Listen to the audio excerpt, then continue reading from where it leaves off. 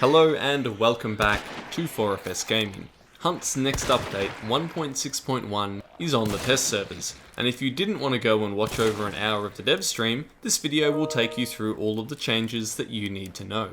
This is primarily a quality of life update, so while there is no new content, there are a range of important changes that I believe do improve the game a fair bit. So let's look at the control changes. The biggest alteration here is that you can now leave ADS during shots, as in while your weapon is mid-recoil, and this makes guns just feel better, more nimble, and it gives you greater mobility after shooting and doesn't confine you to the tight FOV. This however will not impact the weapon's switch speed at all, it just lets you move out of ADS as soon as you shoot. There are then a slew of added options to increase accessibility. On controller, you can now use a button combination to force a reload action rather than interact with other items in the environment, so no more closing windows or doors when you just wanted to reload instead. The Gunslinger control scheme is finally getting the option to lower your weapon, so it doesn't have to be sticking through walls all the time giving away your position. There are also options as to what happens when you shoot your weapon in this lowered state. Does it stay up afterwards, or automatically lower again, creating sort of a hybrid Hunter-Gunslinger control scheme combo. Hunter control scheme will now have a dedicated melee button as an option, if you choose to use it, and this will allow you to melee straight from shoulder aim. Hunters also get the option to automatically ADS when aiming while sprinting, provided shift or the sprint key is still being held. Another accessibility feature is that you will be able to toggle shoulder aim in Hunter, and this won't be used by many people, but it is great for those that can't exert constant pressure on the right mouse button.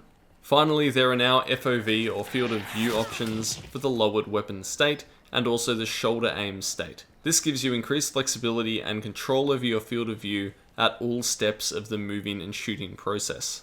All of these new options blur the lines when it comes to the two control schemes, and more choice when it comes to keybinds, controls, and how you interact with your field of view and world items is always good. It's all optional, but it will help someone even if you or I don't use it.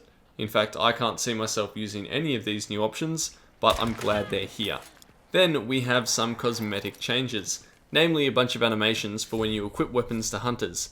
Legendary hunters also now have their own special animation that plays when they enter a lobby, and also on death screens when they kill you.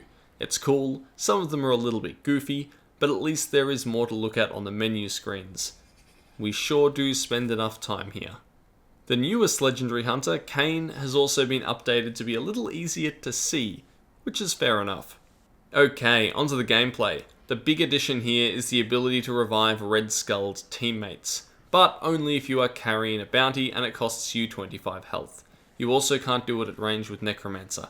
The purpose here is to encourage people to go for the bounty rather than just extract if a teammate gets red-skulled, but it will certainly be controversial for some, as it means that burning out a hunter does not necessarily mean they are permanently dead, and so could encourage some to adopt a very campy playstyle.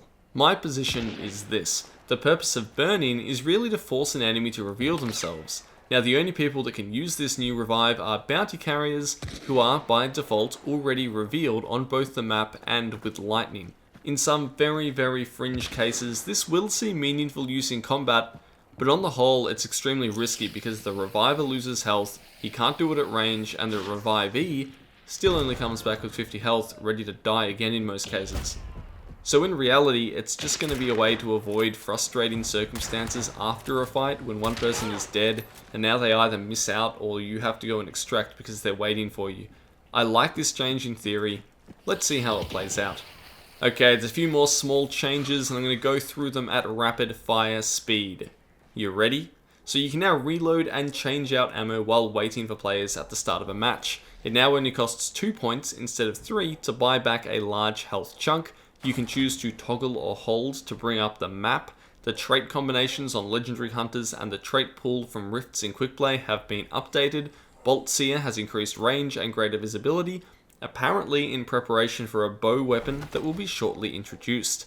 The sighted range weapon stat has been added, telling you the range at which a projectile such as a bolt, arrow, bomb lance will meaningfully drop off and go down below your sights, and a number of small changes have been made to the DeSalle map, including the amount of hellhounds, which has been reduced.